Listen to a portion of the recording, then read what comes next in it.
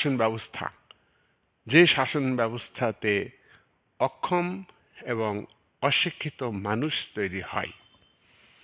তাই গণতান্ত্রিক শাসন ব্যবস্থা হচ্ছে অক্ষম এবং অশিক্ষিত মানুষের শাসন। গণতন্ত্রে সংখ্যাগরিষ্ঠের শাসন প্রতিষ্ঠিত হয়। সংখ্যাগরিষ্ঠের ভিত্তিতে আইনসভাতে সিদ্ধান্ত গৃহীত হয়। সংখ্যাগরিষ্ঠ মানুষের সমর্থনের ভিত্তিতে গণতান্ত্রিক সরকার তৈরি হয়। কিন্তু জনগণ সচেতন থাকে না। জনগণ অশিক্ষিত থাকে, অজ্ঞ থাকে, অসচেতন থাকে। তার জন্যে তারা যাদের প্রতিনিধি নির্বাচিত করে তারা শিক্ষিত হতে পারে, নাও হতে পারে, তারা খারাপ মানুষ হতে পারে, অসৎ হতে পারে, স্বার্থপর হতে পারে।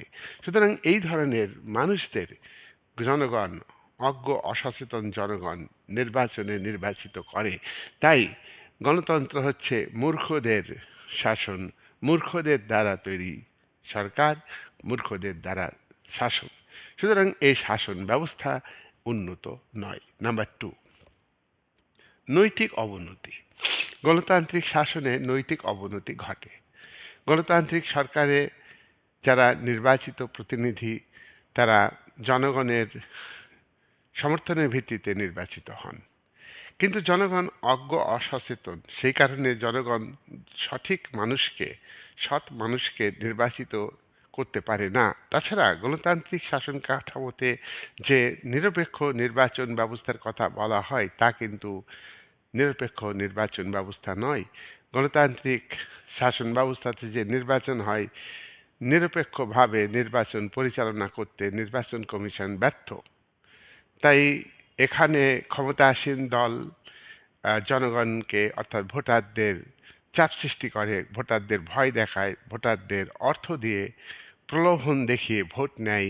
সুতরাং যোগ্য ব্যক্তি নির্বাচিত হতে পারে না।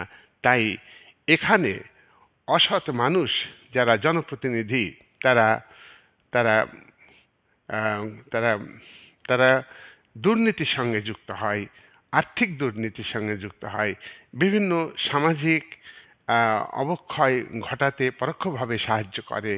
তারা সমাজে একটা সুস্থ মূল্যবোধ, বিশেষ করে যুবশক্তির মধ্যে একটা যথাযথ দৃষ্টিভঙ্গি, পলিটিক্যাল কালচার গড়ে উঠুক, এটা কিন্তু তারা চায় না। তারা অশুভ শক্তিকে কাজে লাগায়। তাদের মধ্যে একটা মরালিটি থাকা দরকার, সেটা কিন্তু থাকে না। তারা তাদের দেখে